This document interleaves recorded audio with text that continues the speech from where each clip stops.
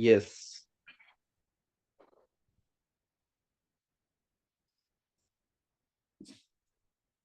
चलो ठीक है, पहले फजान रूल देख लेते हैं क्या होता है। अब Fajans rule is very important. Very important क्यों? डायरेक्टली फजान रूल का एप्लीकेशन कभी अपने को देखने को नहीं मिलता है, बट थोड़ी थोड़ी जगहों पे ना फजान रूल जो है ना टाइम एंड अगेन आ रहा होता है, अपने को पता भी नहीं होता कि फजान रूल अप्लाई करने का है। चलो देखते हैं कुछ चीजें। तो फजान रूल होता क्या है? फजान रूल जो होता है ये basically tells us about percentage या अमाउंट ऑफ, एग्जैक्ट परसेंटेज नहीं देता है क्या, क्वांटिटी, ठीक है ना, comparative. So tales us about percentage of covalent character in an ionic bond. In an ionic bond, तो किसी भी आयनिक बॉन्ड के अंदर कितनी कोवेलेंसी प्रेजेंट रहने वाली है, वो चीज के बारे में अपने को बताता है फजान रूल। ठीक है। अब हाँ, बेसिकली तो एक रूल होता है, फजान रूल स्टार्ट कहां से होता है? No compound is 100% covalent and 100% ionic. कोई भी कंपाउंड जो है ना तो 100% कोवेलेंट होगा, ना तो 100% आयनिक होगा। अब अगर कुछ आयोनिक है तो कुछ ना कुछ कोवेलेंसी होती है, और अगर कोवेलेंट है तो कुछ ना कुछ आयोनिक कैरेक्टर उसके अंदर होगा। तो फजान रूल स्पेसिफिकली किसके लिए होता है? आयोनिक कंपाउंड में कितनी कोवेलेंसी प्रेजेंट रहने वाली है। ठीक है। अब उसको फिगर आउट कैसे करते हैं, ठीक है ना। सो पहली चीज, कैटायन जो होता है, ठीक है, for higher covalency, for higher amount of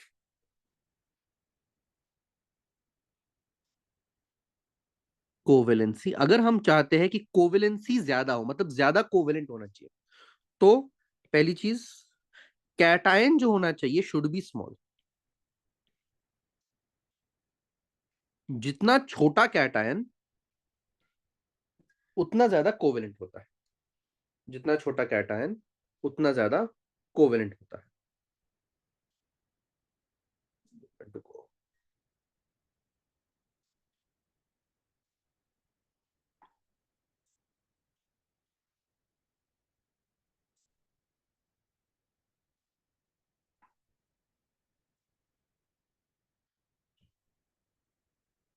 ये जितना छोटा कैटायन उतना ज्यादा कोवेलेंट। अगली चीज, जितना बड़ा एनायन उतना ज्यादा कोवेलेंट।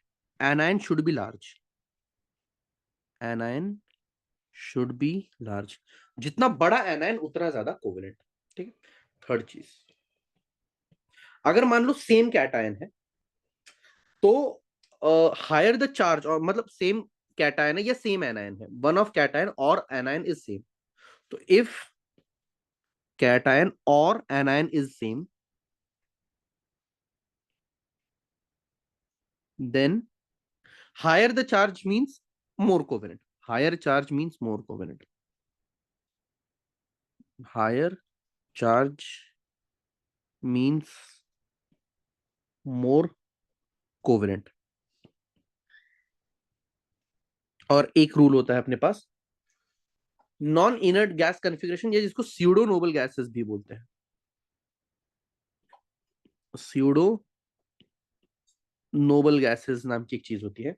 अब स्यूडो नोबल गैसेस के लिए ना बहुत सारा कन्फिग्रेशन होती है, ये होता है वो होता है, कुछ मत याद रखो। अगर कभी तुमको Cu प्लस या Zn2+ देखने को मिले, ठीक है ना। अब कॉपर के नीचे क्या आता है अपने पास, यार इधर निभा मौत तक रुकावट रहा पड़े, आगे बढ़ा, हाँ, तो Ag+ और उसके बाद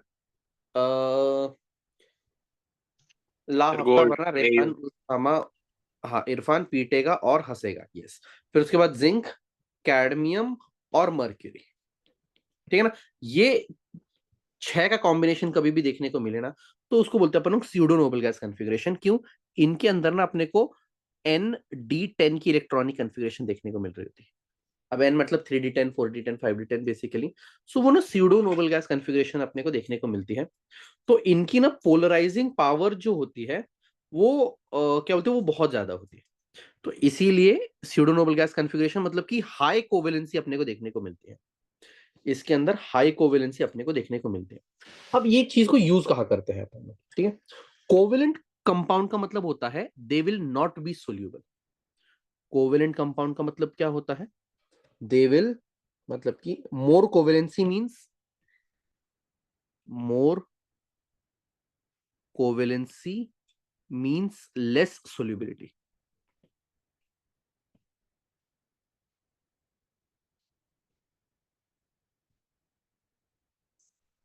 कोवेलेंसी ज्यादा है इसका मतलब है कि सोल्यूबिलिटी जो रहेगी वो कम रहेगी अपने पास, ठीक है। मेजरली तो यही चीज अपने को काम आ रही होती है। और दूसरी चीज कंडक्टिविटी, मोर कोवेलेंसी मींस लेस कंडक्टिविटी, मोर कोवेलेंसी मींस लेस कंडक्टिविटी। अब कंडक्टिविटी ज्यादा है, कौन सी आयनिक कंपाउंड की कंडक्टिविटी ज्यादा होती है ना।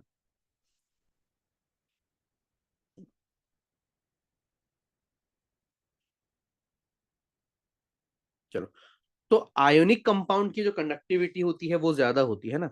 तो अगर ज्यादा कोवेलेंट है तो कंडक्टिविटी जो होती है वो रिड्यूस होती है। कभी इसके अंदर आउट ऑफ द बॉक्स कुछ पूछ लिया जाए तो फिर बॉन्ड स्ट्रेंथ पूछते हैं। कोवेलेंट कंपाउंड की बॉन्ड स्ट्रेंथ आयनिक कंपाउंड से कम होती है, तो इसकी जो बॉन्ड स्ट्रेंथ है वो कम रहेगी। बट ऐसा क्वेश्चन रेयरली कभी पूछा जाए तो जाए। मेजरली जो दो क्वेश्चन है वो इन्हीं दोनों के ऊपर पूछे जाते हैं। तो क्या क्या याद रखना है, फजान रूल के हिसाब से no compound is 100% ionic and no compound is 100% covalent. कोई भी कंपाउंड ना तो 100% आयनिक है ना तो 100% कोवेलेंट है। फजान रूल जो है वो आयनिक कंपाउंड में कितना ज्यादा कोवेलेंसी रहने वाला है वो चीज अपने को बता रहा होता है। Fajans rule tells us about percentage या amount of covalent character present in any ionic compound. अब कैसे पता करते हैं कोवेलेंसी, कैटायन छोटा होना होगा मतलब हाई, ज्यादा कोवेलेंसी। एनायन बड़ा होगा मतलब हाई कोवेलेंसी। कैटायन और एनायन जिसका मतलब अगर सेम है तो जिसके ऊपर चार्ज ज्यादा होगा वो ज्यादा कोवेलेंट रहेगा, ठीक है। सीडो नोबल गैस कॉन्फ़िगरेशन याद रखना, अगर ये छह देखने को मिले, Cu plus Ag plus Au plus Zn2 plus Cd+2 and Hg+2, तो उनकी कोवेलेंसी हाई होती है। चलो एक सिंपल सा क्वेश्चन देख लेते हैं। जैसे कि मान लो तुम्हारे पास है CuCl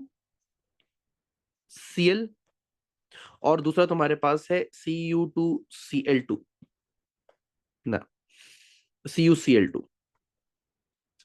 question is which is more covalent.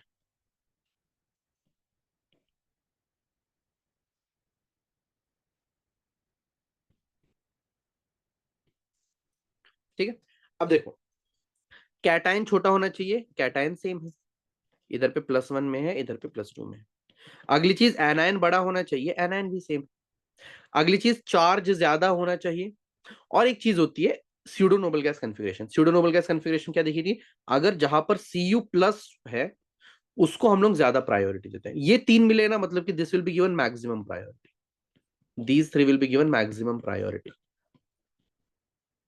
तो Cu+ कहां पर देखने को मिल रहा है, इधर पर, इसका मतलब है कि यहां पर है अपने पास स्यूडो नोबल गैस कॉन्फ़िगरेशन। और स्यूडो नोबल गैस कॉन्फ़िगरेशन है, इसका मतलब कि ये इसके पास कोवेलेंसी ज्यादा होती है, मतलब इट हैज मोर कोवेलेंसी। अब वो लोग पागल तो है नहीं तुमसे डायरेक्टली कोवेलेंसी पूछने के लिए। वो लोग तुमको ये दोनों देंगे और पूछेंगे विच इज मोर सोल्यूबल। तो ज्यादा कोवेलेंट है मतलब कि कम सोल्यूबल है, याद रखना, आयनिक वाले ज्यादा सोल्यूबल होते हैं। So this is less soluble, ठीक है।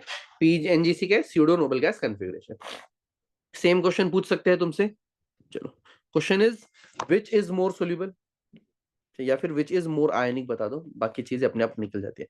एक है तुम्हारे पास FeCl2, एक है तुम्हारे पास FeCl3, ठीक है। क्या बोला, कैटायन बड़ा छोटा होना चाहिए, कैटायन तो सेम है। एनायन बड़ा होना चाहिए, एनायन भी सेम है।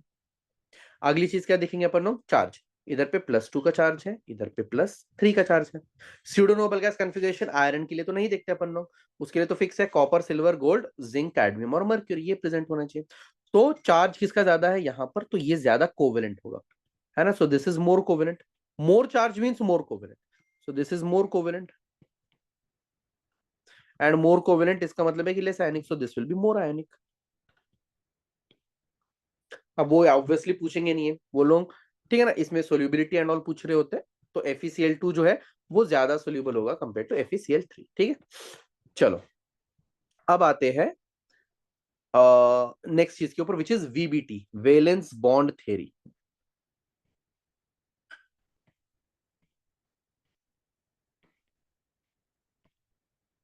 ठीक है, चलो, एक ना CH4 के एग्जांपल से थोड़ी बहुत थ्योरी दिखाता हूँ, बताता हूँ तुमको, अदरवाइज सीधा क्वेश्चन में क्या पूछते हैं ना हम लोग उसके ऊपर आएंगे।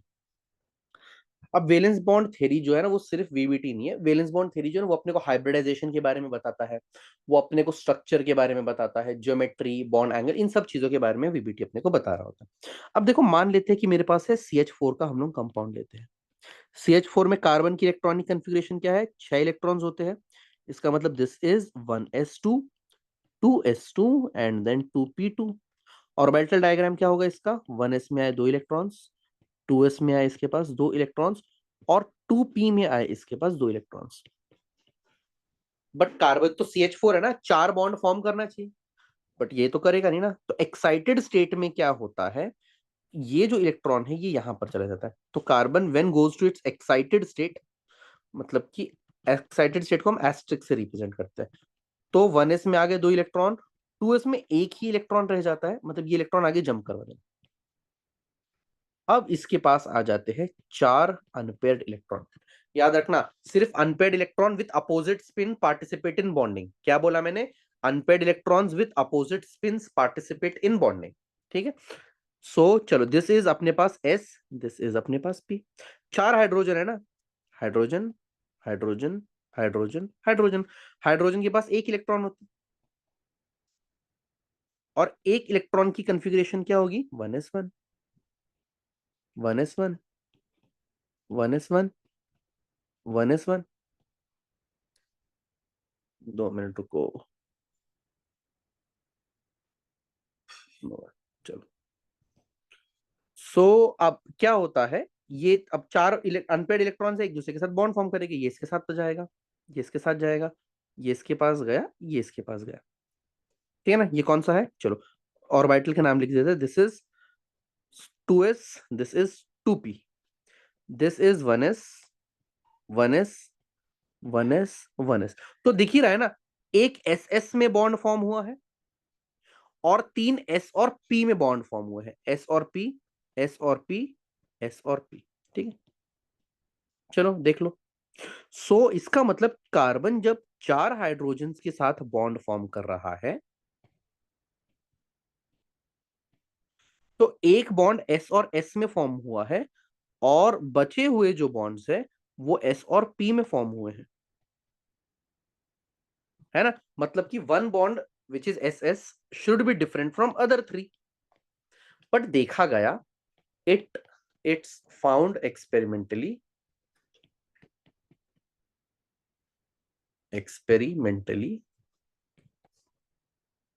that all 4 bonds were identical, all 4 bonds are identical। जितने भी 4 बॉन्ड्स है वो आइडेंटिकल देखने को मिले। तो यहां पर आई हाइब्रिडाइजेशन की थ्योरी। हाइब्रिडाइजेशन क्या बोलता है, हाइब्रिडाइजेशन बोलता है कि ये जो 4 अनपेयर्ड वाले ऑर्बिटल है ये ऐसे नहीं रहते, ये चारों जो है ना वो इंटरमिक्स होते हैं। मतलब कि कार्बन एक्साइटेड स्टेट में क्या था, कार्बन एक्साइटेड स्टेट में 1s के अंदर इधर पे 2, 2s में आए एक इलेक्ट्रॉन, और 2p में आए एक एक इलेक्ट्रॉन। तो हाइब्रिडाइजेशन की जो थ्योरी है वो बोलती है कि ये जो अनपेयर्ड इलेक्ट्रॉन वाले ऑर्बिटल्स होते हैं, या the orbitals which will be participating in bonding, they intermix with each other, एक दूसरे के साथ इंटरमिक्स करते हैं। और ये क्या है, एक S और 3p है ना, तो इंटरमिक्स करके एक S और 3p मतलब 4 न्यू ऑर्बिटल्स बनाएंगे, और चारों के नाम होंगे sp3।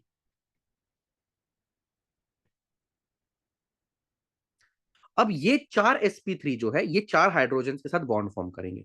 Hydrogen hydrogen hydrogen hydrogen, सबके पास इधर पे एक एक इलेक्ट्रॉन था। हाइड्रोजन के भी 1s में सबके पास एक एक इलेक्ट्रॉन था। अब ये चारों एक दूसरे के साथ बॉन्ड फॉर्म करेंगे। इसका मतलब कार्बन जब CH4 का बॉन्ड फॉर्म कर रहा होता है, तो बॉन्ड किस किस में होता है, कार्बन का sp3 और हाइड्रोजन का S। कार्बन का sp3 और इधर पे आया S, कार्बन का sp3 इधर पे आया S, कार्बन का sp3 और इधर पे आया S।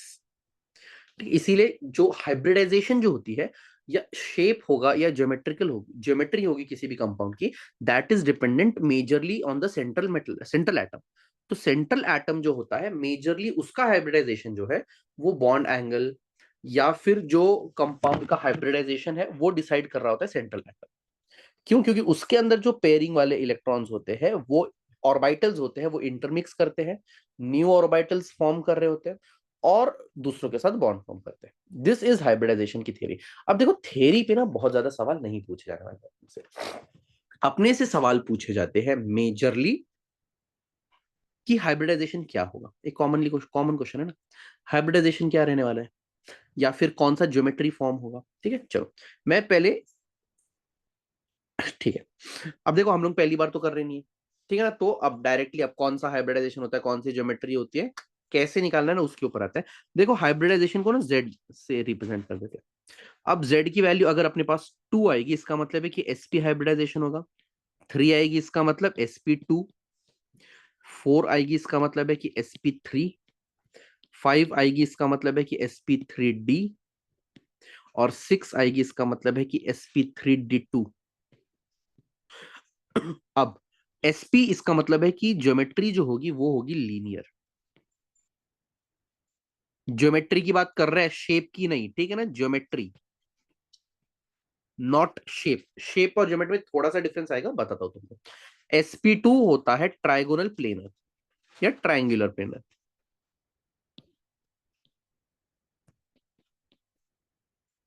बेसिकली प्लेन में एक ट्राइंगल फॉर्म हो रहा होता है, ठीक है। sp3 is tetrahedral, sp3d is trigonal bipyramidal, bipyramidal, और sp3d2 इज ऑक्टाहेड्रल। ठीक है, अब ये z निकालने के ना दो तरीके होते हैं। पहला तरीका है इफ स्ट्रक्चर इज नोन। अब वो लोग पागल तो है नहीं कि तुम लोगों को स्ट्रक्चर बना के दे देंगे, बताओ बेटा हाइब्रिडाइजेशन क्या है ना। तरीका फिर भी पता होना चाहिए। लेट से H2SO4, ठीक है। तो Z, ठीक है, अगर स्ट्रक्चर पता है तो Z का फॉर्मूला होता है number of sigma bonds plus lone pair. कितने सिग्मा बॉन्ड्स है और कितने लोन पेयर है। एग्जांपल H2O की अगर मैं बात करूं तो वो कुछ ऐसा होता है, ठीक है। देख लो इधर पे, sigma bond, sigma bond, lone pair, lone pair. Z कितना होगा अपने पास, दो सिग्मा बॉन्ड, दो लोन पेयर, विच इज 4। 4 मतलब टेट्राहेड्रल, टेट्राहेड्रल। और अपने को पता है ना वाटर का जो ज्योमेट्री होता है वो टेट्राहेड्रल होता है। अगला, मान लो तुम्हारे पास है NH3,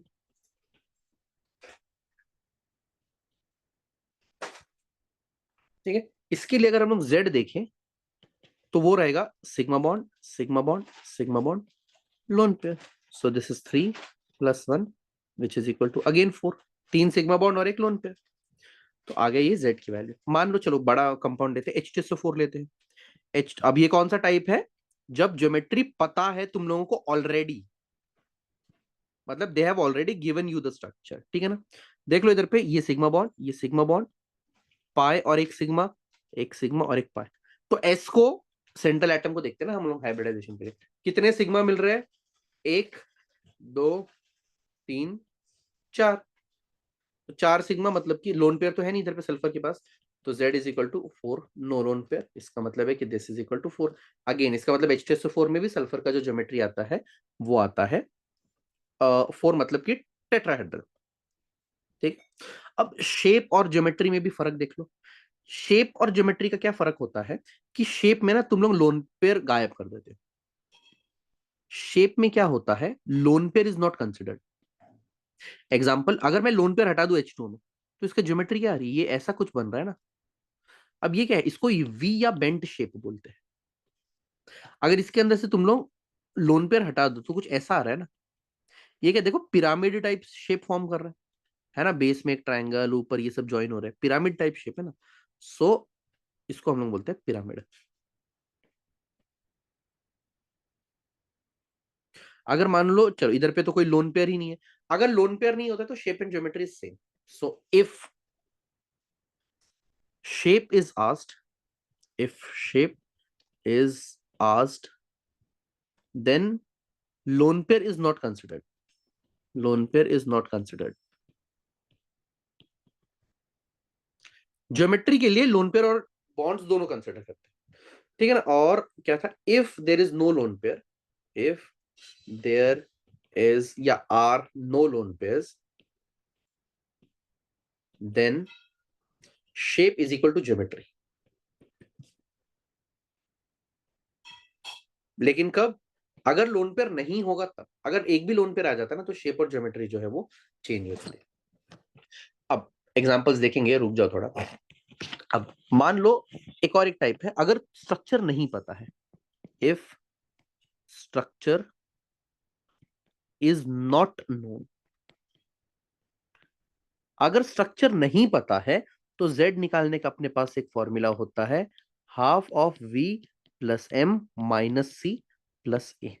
ये याद रखना, पूरी सीटी में 10 बार काम आने वाला है अपने को। v इज वेलेंस इलेक्ट्रॉन्स, किसके, central metal atom, central atom की obviously. m is monovalent atoms. Monovalent मतलब कि ग्रुप 1 या ग्रुप 17 के। ग्रुप 1 में कौन कौन सा है अपने पास, है, ली, ना, की, रब, से, फरियाद, फ्रेंचेम इज रेडियो एक्टिव, भूल जाओ। ग्रुप 17, ग्रुप 17 मतलब फिर, कल, बाहर, आई, है ना, आंटी रहता है, एस्टर्टीन, उसको अपन लोग नहीं देखने वाले। सुनो, सो इधर पे देख लो, मोनोवेलेंट मतलब इन में से कुछ एक देखने को मिल जाए तो उसको हम एम में कंसिडर करेंगे। C is positive any cationic charge, उसको सब्ट्रैक्ट करेंगे। So this is any positive charge. A is any anionic charge, मतलब कि एनी नेगेटिव चार्ज। तो ये बेसिकली अपने पास एक फॉर्मूला है, किसके लिए, अगर स्ट्रक्चर नहीं पता है, और 99% स्ट्रक्चर तो पता नहीं होता है ना, तो यही हमें यूज करना है। एग्जाम्पल लेते हैं, चलो CH4 के लिए देखते हैं। Z क्या बोला मैंने, half of V plus M minus C plus A। Central atom कौन सा है, देखो जो मिनिमम होता है ना नंबर में, वो सेंट्रल मेटल एटम होता है। और ठीक है ना, याद रखना। और अगर दो सेम नंबर है तो जो साइज में बड़ा होगा वो सेंट्रल मेटल एटम होगा, सेंट्रल एटम होगा, metal central atom. So carbon के वैलेंस इलेक्ट्रॉन कितने होते हैं, 4। So this is half of 4। Monovalent atom, 4 hydrogen दिख गया ना, so plus 4। No positive charge, no negative charge, कितना आ रहा है ये, 4। हाफ ऑफ 8 ना, which is 4। So this is, Z की वैल्यू 4 मतलब sp3 आ गया, टेट्राहेड्रल। बस CH4 टेट्राहेड्रल होता है ना, पता ही है अपने को। H2O की बात कर लेते हैं। H2O में Z कैसे निकालेंगे, half of V plus M minus C plus A। जो मिनिमम होगा नंबर में वो अपना सेंट्रल एटम होगा। सो ऑक्सीजन के वैलेंस इलेक्ट्रॉन्स कितने होते हैं, 6। दो हाइड्रोजन है ना इधर पे, तो monovalent atom is 2। No cationic charge, no anionic charge, so this is again equal to 4।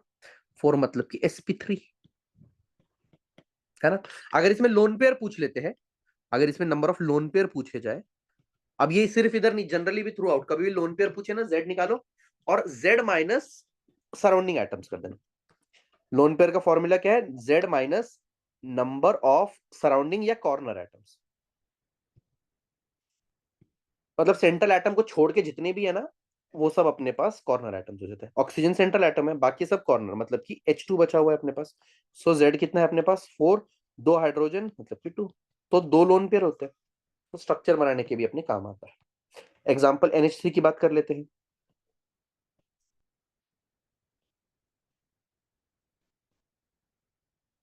ठीक है। सो Z क्या फॉर्मूला है, हाफ ऑफ, नाइट्रोजन के वैलेंस इलेक्ट्रॉन्स होते हैं 5, प्लस 3 हाइड्रोजन दिख रहे हैं, no positive charge, no negative charge, इसकी वैल्यू अगेन आ रही है 4। 4 मतलब कि sp3।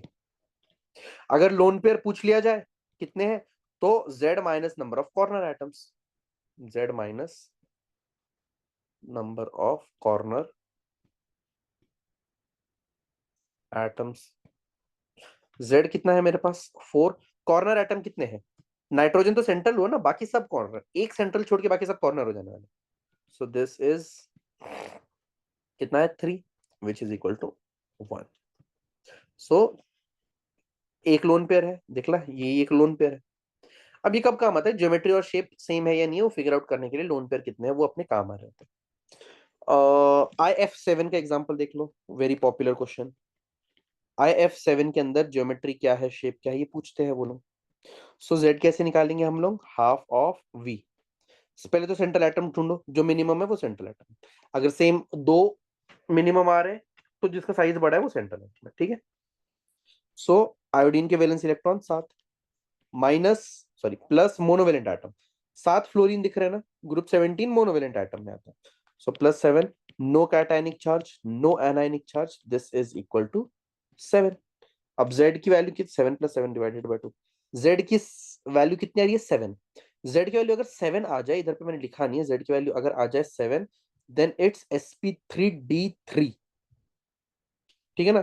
सो दिस इज, अगर इसकी वैल्यू आ जाए 7, वो एक ही केस मिलने वाला है IF7 का, याद रख लो उसको। This is sp3d3 which is pentagonal bipyramidal, pentagonal bipyramidal, ठीक है। मतलब एक बेस में एक पेंटागन होता है और उसके ऊपर एक पिरामिड, नीचे एक पिरामिड। मतलब ऐसा देखो, बेस में एक पेंटागन बना ना, ऊपर एक बॉन्ड, नीचे एक बॉन्ड। बाय पिरामिड मतलब देखो ज्वाइन करोगे तो एक पिरामिड जैसा शेप आता है ना, तो ऊपर एक पिरामिड बन रहा होता है, नीचे एक पिरामिड बन रहा है, इसीलिए बाय पिरामिडल बोलते हैं। चलो सो ये कितना आएगा, this is sp3d3।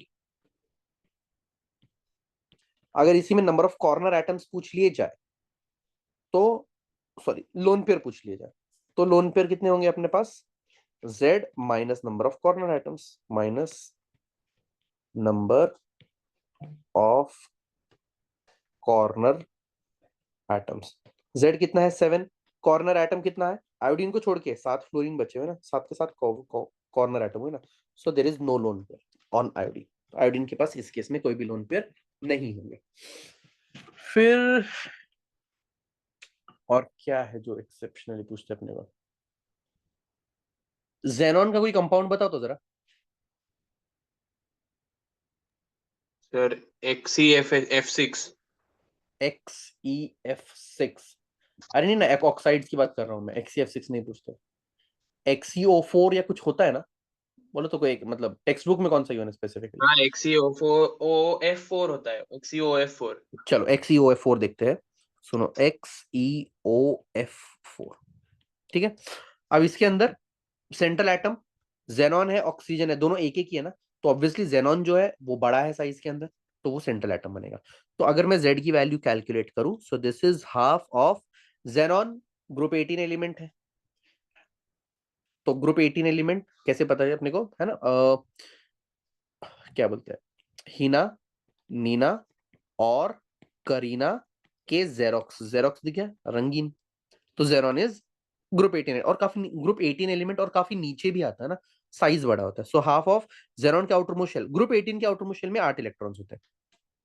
So minus sorry plus monovalent atom, monovalent में सिर्फ फ्लोरीन गिनोगे, हाँ, ग्रुप 1 और ग्रुप 17 वाले, 4 फ्लोरीन है, no cationic charge, no anionic charge. कितना आ रहा है ये आ रहा है अपने पास 6। तो XeOF4 का जो ज्योमेट्री होती है वो होती है अपने पास टेट्राहेड, सॉरी 6 मतलब कि sp3d2, और sp3d2 का मतलब ऑक्टाहेड्रल, ऑक्टाहेड्रल। अब इसका अगर तुमने कभी पूछा कि ऑक्टाहेड्रल है, लोन पेयर है या नहीं है, ये पूछा जाएगा, तो सर लोन पेयर कैसे निकालेंगे, हाँ। सर ऑक्सीजन क्यों नहीं काउंट करते इधर? नहीं ना, मोनोवेलेंट एटम ना, ओनली ग्रुप 1 या ग्रुप 17, हाँ है ना, तो ये ग्रुप 16 में आ गया ना, विल नॉट बी कंसिडर्ड। तो इसीलिए स्पेसिफिकली ये 6 को अपनी ये इनको ढूंढने का अपने को, ठीक है। उसमें ऑक्सीजन है क्या, नहीं, ग्रुप 1 के एलिमेंट या ग्रुप 16 के एलिमेंट, उसी को अपन ऐड करेंगे। चलो लोन पेयर की अगर आप लोग बात करें तो lone pair is Z minus number of corner atoms. Z कितना है अपने पास, 6। कॉर्नर एटम कितने आ रहे, 4 फ्लोरीन और एक ऑक्सीजन, मतलब कि 5। So this equal to 1। इसका मतलब एक लोन पेयर है अपने पास, एक जो है अपने पास लोन पेयर रहने ही वाला है। और XeOF4 का अगर स्ट्रक्चर देखोगे तुम लोग टेक्स्ट बुक में, वो कुछ ऐसा आता है, F F F F, इधर पे है एक लोन पेयर, 3 4 5 6, और इधर पे डबल बॉन्ड, ठीक है ना, this is the structure of XeOF4। ठीक है ओके चलो। सो अगर इसका शेप पूछ लिया जाए तुमसे, तो क्या बोला ना, लोन पेयर को हटा देना। अगर लोन पेयर को हटा देते हैं तो कुछ ऐसा शेप आ रहा है, देखो जरा, ऊपर एक बॉन्ड है ना, चलो डबल बॉन्ड हो, तो अगर इसको ज्वाइन करते हो देखो एक पिरामिड बन रहा है, स्क्वायर पिरामिडल शेप आता है अपने पास। तो अगर शेप पूछा जाए तो दैट इज स्क्वायर पिरामिडल, और ऑक्टाहेड्रल क्या है, दिस इज जियोमेट्री। ज्योमेट्री और शेप जो है ना, उस पर क्वेश्चन पे ना ध्यान देना। अब मेजरली ना ये चैप्टर में इतनी ही चीज है। अब इसमें कुछ और भी चीज है, जैसे कि चलो एक्स्ट्रा क्या क्या पूछ सकते हैं इसके अंदर। आयोनिक कैरेक्टर में पूछते हैं आइसो इलेक्ट्रॉनिक स्पीशीज की लिस्ट बताओ। आइसो इलेक्ट्रॉनिक स्पीशीज कौन सी होगी उसके बारे में बताओ। आइसो इलेक्ट्रॉनिक मतलब कि same number of electrons. So same number of electrons की जो अपने को ग्रुप पेयरिंग मिलेगी या ग्रुप्स मिलेंगे, वो सब आते हैं आइसो इलेक्ट्रॉनिक स्पीशीज के अंदर। फिर इसके अंदर कभी कभी पूछते हैं कि कौन सा ज्यादा, which of the following is ionic in nature. तो आयोनिक कंपाउंड अगर पूछे कि कौन सा ज्यादा आयोनिक है, तो याद रखना मेटल और नॉन मेटल के बीच में बना हुआ bond is more ionic, metal and non metal. अब सब कुछ तो याद नहीं है ना, सो जनरली याद रखना अगर पीरियोडिक टेबल के लेफ्ट साइड के एलिमेंट और राइट साइड के एलिमेंट्स के बीच में अगर बॉन्ड फॉर्म हो रहा है तो वो हमेशा आयनिक बॉन्ड रहेगा। अगर पीरियोडिक टेबल के लेफ्ट साइड और राइट साइड के एलिमेंट्स के बीच में बॉन्ड फॉर्म हो रहा है तो फिर वो हमेशा आयनिक बॉन्ड रहेगा। ठीक है, कोवेलेंट, अगर अब आयनिक पूछा मतलब कोवेलेंट फिगर आउट कर सकते हैं ना। तो अगर ऐसा कोई बॉन्ड, जैसे कि मानो कि तुम्हारे पास एक कंपाउंड है कि NaCl जो है ये है, और दूसरा तुम्हारे पास है चलो MgCl2, तीसरा तुम्हारे पास है BF3, चौथा तुम्हारे पास है KCl। तो भाई क्लियरली दिख रहा है ना, बोरोन जो है वो भी यहाँ पर है, पी ब्लॉक की तरफ है, फ्लोरीन भी पी ब्लॉक की तरफ है। तो यहां पर अगर कोई आ रहा है और उनके बीच में बॉन्ड फॉर्म हो रहा है तो वो compound will be more covalent. बाकी तीनों में देखो, ग्रुप 1 या ग्रुप 2 के एलिमेंट का ग्रुप 17 वाले के साथ बॉन्ड फॉर्म हो रहा है ना, तो ऐसे जो कंपाउंड्स होते हैं they are ionic in nature. अब हाइब्रिडाइजेशन एंड ऑल के ऊपर कुछ थ्योरीज होती है, जैसे कि लाइक चार्ज वाले जो ऑर्बिटल्स होते हैं वो ही एक दूसरे के साथ बॉन्ड फॉर्म करते हैं, वो सब चीजें मैं वो थ्योरी वाले पार्ट में तुमको फॉरवर्ड कर दूंगा। ठीक है, चलो कुछ क्वेश्चंस देखते हैं अपन लोग VBT पे बेस्ड। ये हो गया, चलो ये देख लो। The structure of IF7 is, अभी देखा ये वाला कि IF7 का स्ट्रक्चर क्या होता है, पेंटागोनल बाइपिरामिडल। यही लिखा था ना मैंने, कुछ अलग लिख दिया, रुक जाओ। अच्छा यही था, चलो पेंटागोनल बाइपिरामिडल सही है, हाँ मैं डर गया था, सही तो बताया ना। हाँ, सो पेंटागोनल बाइपिरामिडल IF7 का स्ट्रक्चर होता है, देख लो इधर पे डायग्राम भी बनाया था हमने इसका। नहीं डायग्राम नहीं बनाया था, कैलकुलेट किया था इधर पे। ठीक है ना, sp3d3। और क्या होता है ये, पेंटागोनल बाइपिरामिडल। IF7 याद रख लो, पेंटागोनल बाइपिरामिडल का वो चेक एग्जांपल अपने को बार बार देखने को मिलेगा।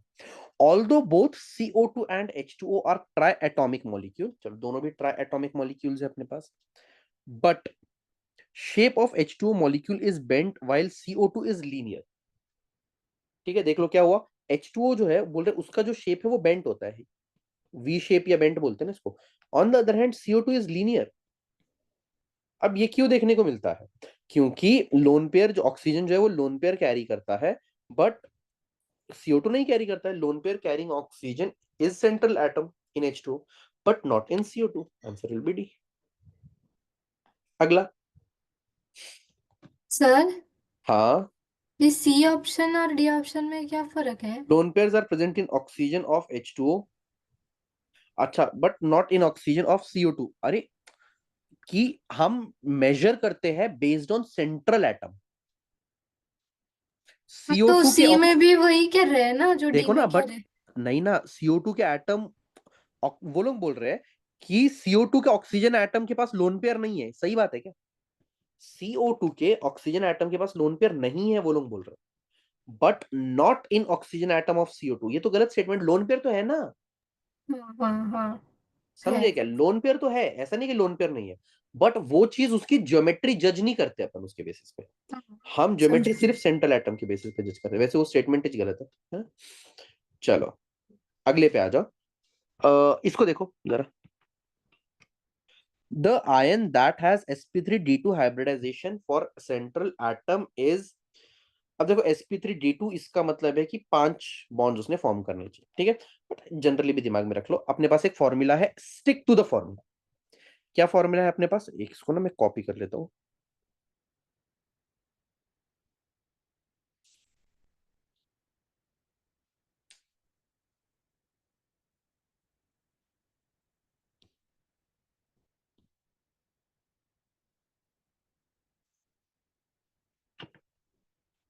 सुनो, पहला कौन सा है, ICl2। फॉर्मूला क्या है अपने पास, हाफ ऑफ V। आयोडीन के सेंट्रल मेटल एटम के वैलेंस, आयोडीन के वैलेंस इलेक्ट्रॉन्स होते हैं 7, प्लस M, 2 क्लोरीन है, नो कैटायनिक चार्ज, बच एक एनायनिक चार्ज है ना, +1 करना पड़ेगा। ये आ रहा है अपने पास 5। पहले ही तो आंसर आ गया।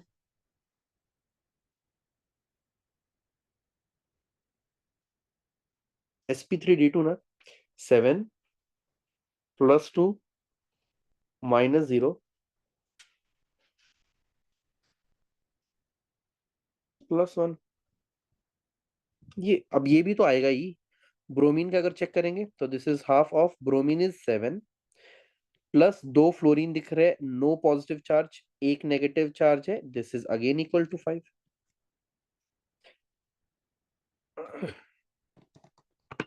इसको देखते हैं। सर 4 है ना वो? नहीं, क्या वो क्या क्या, प्लस प्लस करना है ना, वो +1 होगा। हाँ हाँ सॉरी सॉरी, +1 होगा आंसर तो, हाँ चलो 5 ही आना ना। ICl4 के लिए देख लेते हैं। So this is half of 7, plus 4 chlorine है, नो कैटायनिक चार्ज बट एक एनायनिक चार्ज है अपने पास, this is coming out to be 6। सही है ना, हाँ 6 आएगा ये। IF6 माइनस के लिए दिस इज हाफ 7, मतलब कि हाँ, प्लस 6 फ्लोरीन है, नो कैटायनिक चार्ज, एक एनायनिक चार्ज है अपने पास, ये आएगा अपने पास 7। sp3d2 तो भाई 2 के में है अपने पास, एक ए में भी आ रहा है और एक बी में भी आ रहा है ना। आई थिंक मल्टीपल ऑप्शन वाला टाइप होगा, इन लोगों ने प्रॉपर वो नहीं किया। क्वेश्चन समझे अपने को इम्प्लीमेंट कैसे करनी है चीजों को। सर लेकिन हमने वो sp3d2 मतलब ये बोला था ना, सॉरी, ऑक्टाइड, अरे यार मैं sp3d सोच रहा हूँ, ये फिर तो एक ही ऑप्शन है ना, सी हो गया। मैं sp3d पॉइंट ऑफ व्यू सोच रहा था, आ गया 6। बस यो, बस ये विजिलेंस रखने का है पेपर में। अगले पे आ जाओ। कहीं स्ट्रक्चर स्ट्रक्चर वाला कुछ दिख रहा है क्या, अरे यार। चलो अब तुम लोग ये सब करते बैठना, ठीक है। अब इसके अंदर हमने कौन सी चीज छोड़ी है, ये वाला पार्ट। अब ये आयनिक के अंदर चलो देख, क्या बोलते हैं, कोवेलेंट कैरेक्टर कौन सा है, कौन सा ज्यादा कोवेलेंट है, वो सब चीजें पूछी गई है। इधर पे आ जाओ जरा, कि ऑक्टेट रूल और आयनिक बॉन्ड कौन से होता है, ठीक है।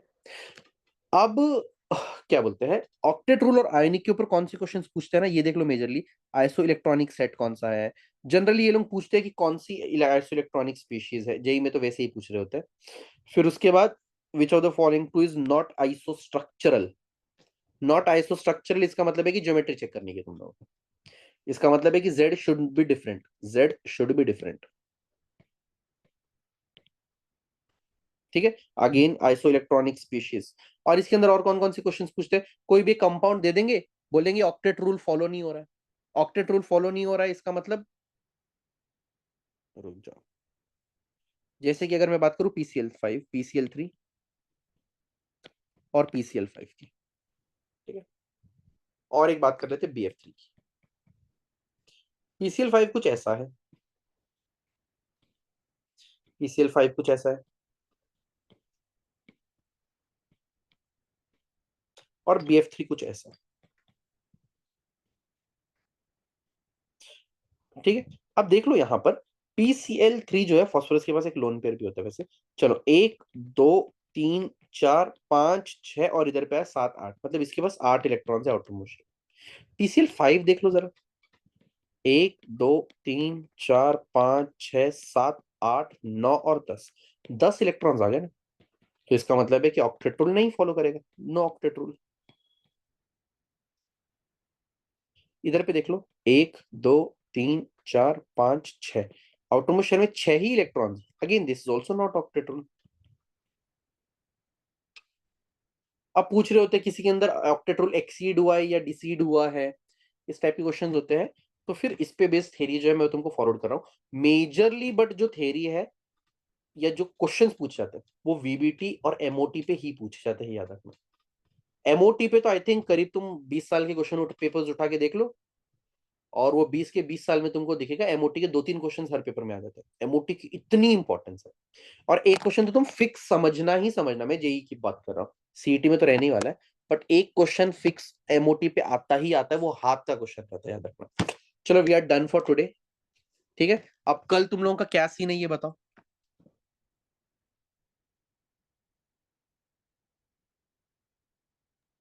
फिर वो दंगल मैच है 8 का रात को। तो